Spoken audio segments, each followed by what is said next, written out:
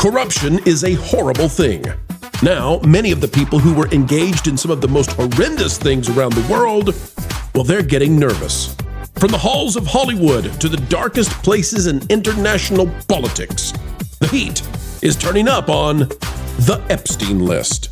Because when you are wanting to prosecute and actually do something with the information that you have to make sure that you save the integrity of the investigation so that we can bring these people to justice, so that we can hold grand juries, so that we can do certain things.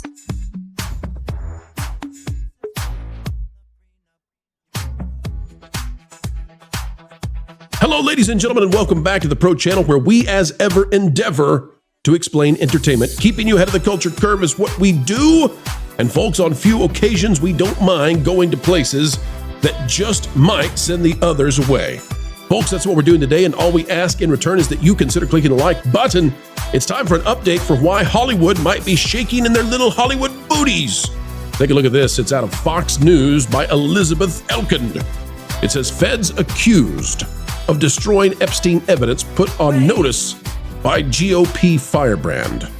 Now, folks, I know that there was this situation a week ago, 2 weeks ago, whatever the case might have been, where Attorney General Pam Bondi basically came out and said, hey, here's the list.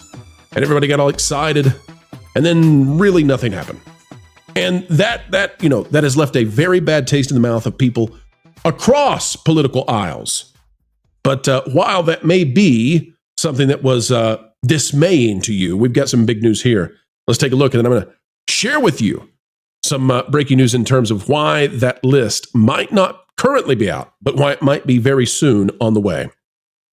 Representative Anna Paulina Luna from Florida wants federal agents caught destroying or concealing government documents to be eligible for a life sentence in prison. Luna, who is leading a task force on the declassification of government records, is introducing a new bill called the Stopping High-Level Record Elimination and Destruction, that's a very convoluted way of getting to shred, Act of 2025. It would levy a mandatory sentence of 20 years to life for any government official or employee of the Department of Justice or anyone in the wider intelligence community found to have concealed, removed, or mutilated federal records, according to bill text previewed by Fox News Digital. Now, why would we have to do this? Isn't it already bad enough? Well, folks, I need to show you what they're doing. I need to show you how they're going about this, how they're gloating about this, and I think it's going to make your blood boil. And I apologize for that. I don't want to get you angry right before the weekend, but you need to see this. Out of Hot Air by David Strum. Is this why the Epstein files are still not released? I'm going to go down here to what Luke Rudkowski, I believe he's a personality over on Timcast, what he has posted here. You need to see this. Then we'll read the article.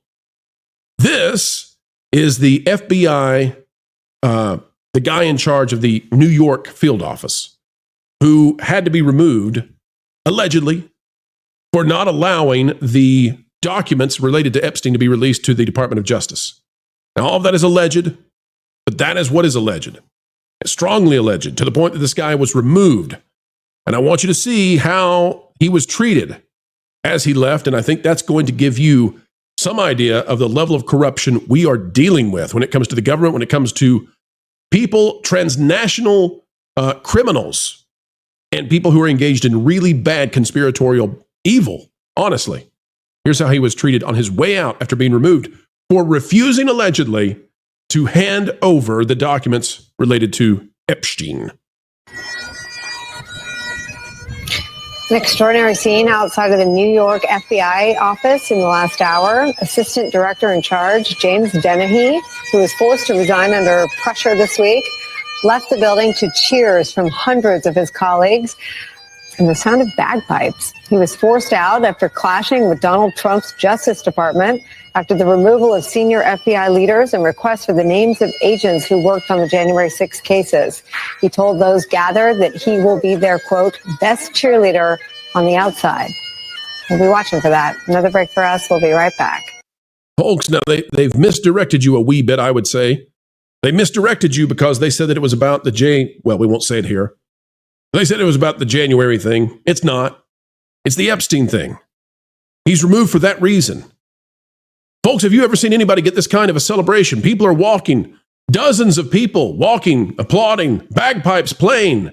It's like a giant celebration for a martyr living. That's what they're doing, though, for the person who is alleged to have covered this up. Let's read the article now. It says we've got a lot of different excuses for why the files are still not released. The first and undoubtedly partial reason is that the fine folks who had the files in New York refused to release them. Their resistance was so strong that the head of the New York FBI office, one of the most prestigious positions in the FBI, was forced out for hiding the documents and for calling on his agents to resist. Good Lord! What are they hiding?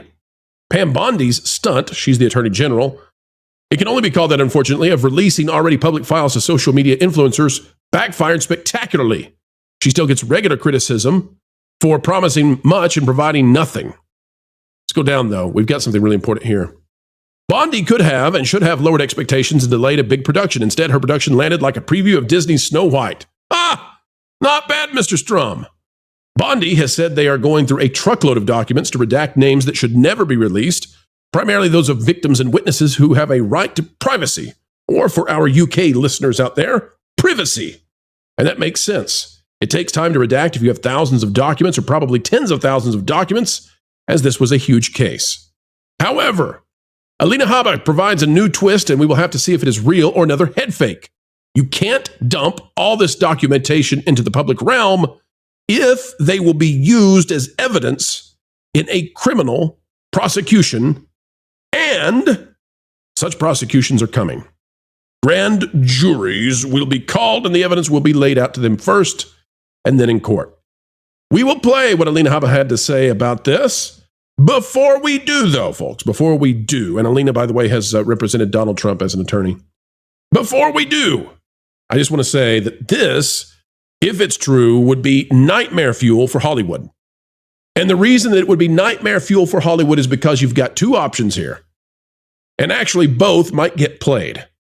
It's like if somebody holds two aces remaining of the entire deck of cards, and they're going to get to play both on the same hand. What if the list is released to whatever maximum ability it can be, and simultaneous to that, grand juries are convened using the documents that are now being gleaned from a rogue agency in New York that was refusing to provide the stuff? And by the way, why would they refuse to give it? Like, what is it that you're trying to protect? What is it that is so important that the vast conspiratorial corruption that was damaging and destroying the lives of young people, that is actually less important than whatever goal it is you're trying to achieve by hiding them? Makes you wonder, doesn't it? But for Hollywood, this is a twofer, because you could have an instant, immediate PR disaster, the likes of which they have not seen. Plus, you could have a long, drawn-out, contentious period of time where there is litigation and criminal prosecutions and all of that goes on year after year after year, taking down some of the biggest, some of the best, some of the brightest. And when I say best, by the way, I mean best in terms of financial movers and shakers, not morality. All right, let's see what Alina Habba has to say on The Benny Show. And we'll play just a brief snippet, folks, of it, a brief snippet. Here's the reason they're saying that the list is not yet, and yet could be, yet on the way. I actually just asked about this and where it's at. And I just want to say, I understand and hear the American people's, ask. And sometimes they mistakenly put it on me, and that's fine. I'm part of the administration. But I will say that I personally have checked in. They are going through it. You have to be patient, because when you are wanting to prosecute and actually do something with the information that you have to make sure that you save the integrity of the investigation so that we can bring these people to justice, so that we can hold grand juries, so that we can do certain things. You have to be careful. The value for the American people to know immediately would undercut, we have to do it. We have to expose it. We're going to be transparent 100%.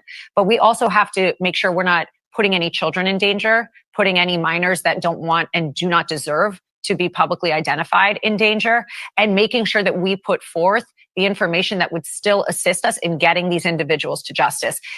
All right, folks. So that is the claim. That is what they're saying. I'm not going to tell you whether it's right or wrong. I'm not going to tell you whether it's false, fake, whatever it might be. It's just what they are giving us. Is it true? I don't know.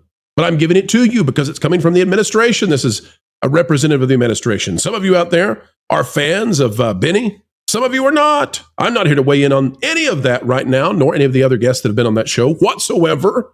I'm here to try to explain to you what it is that keeps the Holly Weirds up late at night. And this is it. This is it, folks. And of course, you've got David Strum here saying, maybe, I hope so. I sort of kind of believe it. Makes sense. And in many ways would lead to a better outcome in the long run in terms of justice. Says, but even if this is so, that means the documents will be tied up for years. The lawyers and grand jury will see them, but unless and until there is a trial or there are trials, the public will not. It's hard to see how the Justice Department could dump the files into the public domain and still use them in a trial, although I'm no lawyer, says Mr. Strum. Now I want to go all the way down to the very bottom. I want to go all the way down. There's Tucker. But here's what Mr. Strum wraps up with, and this is why I use the article. It says you could even make the case that once the redactions are done, the administration should just dump all the evidence in public. Just all of it, all the Epstein stuff. Redact the victims and just dump it all out there. Let the chips fall where they may, even if the criminal cases are put into jeopardy. Public exposure, especially where there are tapes, will destroy the malefactors, and even failed trials would tie up the perpetrators for years. Their influence over our politics and culture would be destroyed.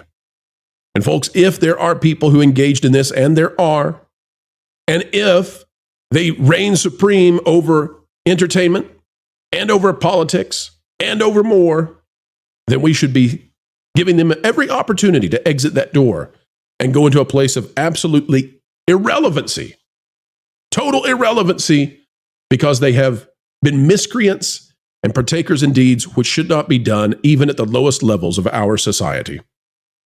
All right, folks, that is the conversation as we get ready to go into the weekend. That is what is keeping Holly Weird up late at night. And I would dare say there is a level of fright happening across the domains of expertise, the highest levels of society where wrongdoing happens. I think they are working overtime, and they are finding that this is going to be a very bad time for them, despite their best efforts to make sure this never sees the light of day. I pray that it's not that way.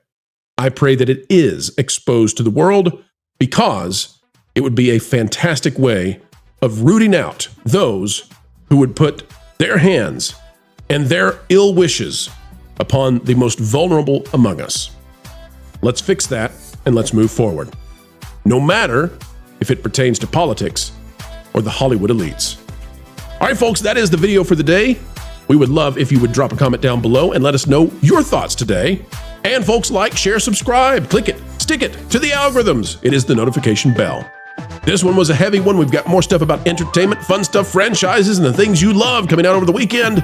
Folks, 4 times a day, every day, we've got videos right here. And by the way, make sure that if you are not part of thatparkplace.com and the Patreon, get over there, folks. We'd love to have you for even more content each and every time. All right, until the next time, we get the joy of spending time with you. Keep learning, keep growing, and keep having fun.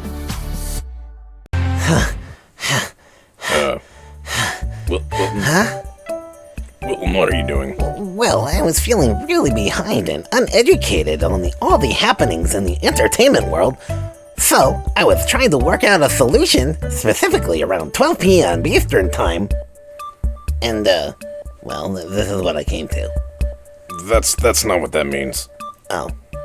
But, why wouldn't you just watch Midnight's Edge on Mondays, Wednesdays, and Fridays?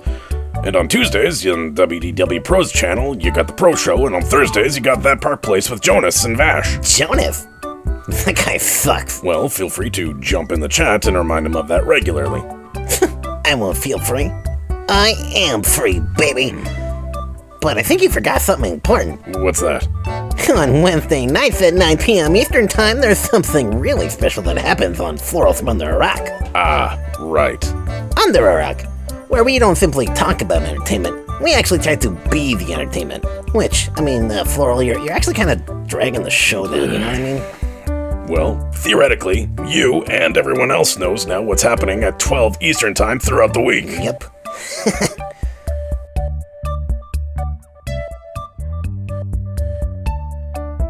Now, just a point of clarity. You say 12 p.m. Eastern Time that the Midnight Edge will be happening. Is Tom gonna commit to being on time? That's a fair question. Okay.